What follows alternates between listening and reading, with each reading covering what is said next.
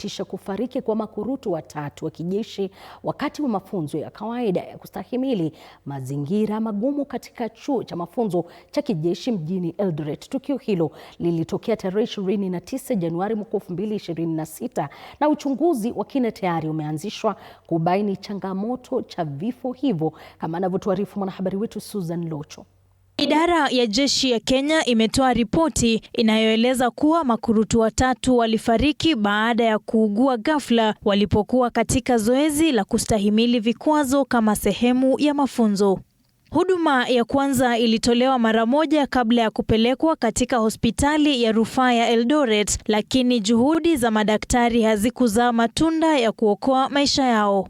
Familia za walioaga zimearifiwa rasmi na msaada unaendelea kutolewa kwa waathiriwa. Kwa wenzao ni pengo lisilozibwa. Kwa taifa ni wakati wa kutafakari uzito wa wito wa kulitumikia.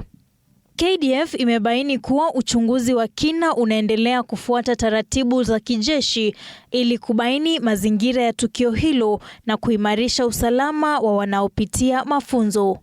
Katika kimya cha taarifa hii, majeshi ya Kenya yamesisitiza dhamira yake ya kulinda maisha ya wanajeshi wake wote kwa heshima ya waliofariki na kwa uhai wa wale wanaoendelea kulihudumia taifa. Susan Locho, Runinga ya TV 47.